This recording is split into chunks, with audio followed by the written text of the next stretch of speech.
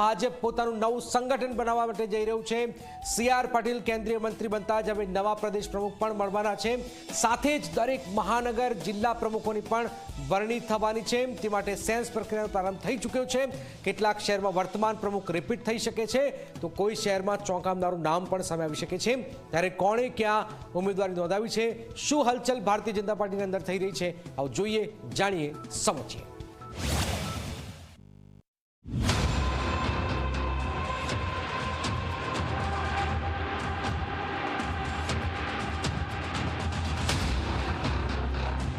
ગુજરાતના મહાનગરોમાં કોણ બનશે નવા પ્રમુખ?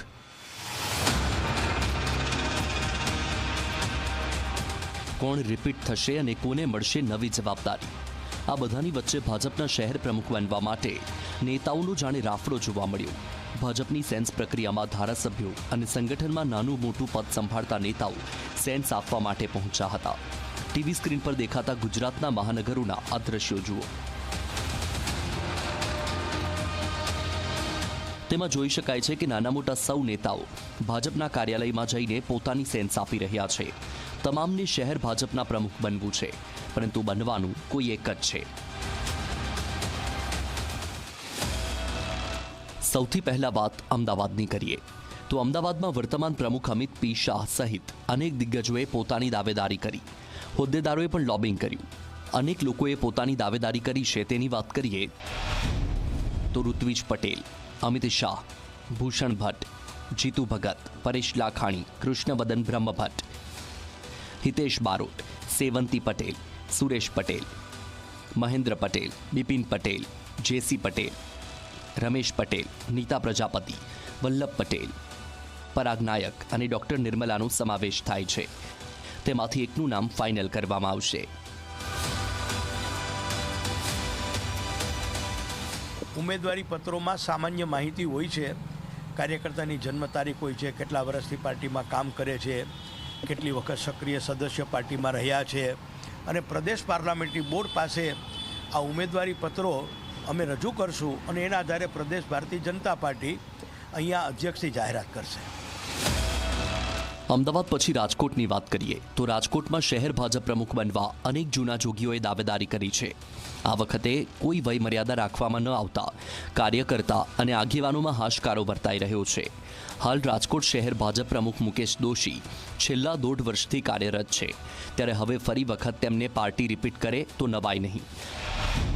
પરંતુ તેમના સિવાય આ વખતે પૂર્વ ડેપ્યુટી મેયર અશ્વિન મોલિયા, પૂર્વ મેયર ડોક્ટર જયમન ઉપાધ્યાય, પૂર્વ મેયર બીના આચાર્ય, પૂર્વ મેયર રક્ષા બોડિયા, પૂર્વ મેયર પ્રદીપ ડાઉ, જેડી ડાંગર, નીતિન ભૂત, કશ્યપ શુક્લ, શૈલેષભાઈ જાની, દેવાંગ માકડ, દિવ્યરાજસિંહ જાડેજા, ધર્મેન્દ્ર મીરાણી, દિનેશ કારિયા, પરેશ ઠાકર, મનીષ રાડિયા અને સરદાર ધામના ઉપપ્રમુખ જયંતિ સરદારા સહિત કુલ 30 જેટલા દાવેદારોએ ફોર્મ ભર્યા છે।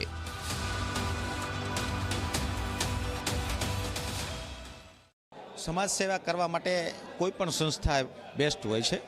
મારી ઈચ્છા એવી છે કે મારી શક્તિ ભારતીય જનતા પાર્ટીના કાર્યકર્તા તરીકે હું ઉપયોગ કરવા માગું છું। પાર્ટી મને તક આપશે તો હું સેવા કરવા તૈયાર છું।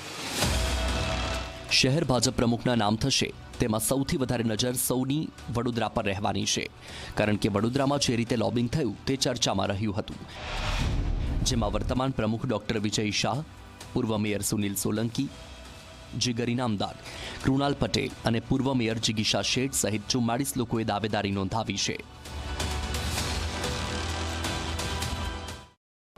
જે લોકો મહાનગરની અંદર જે કાર્યકર્તાઓ જે ક્રાઇટેરિયા ફિક્સ કર્યા છે એ પ્રમાણે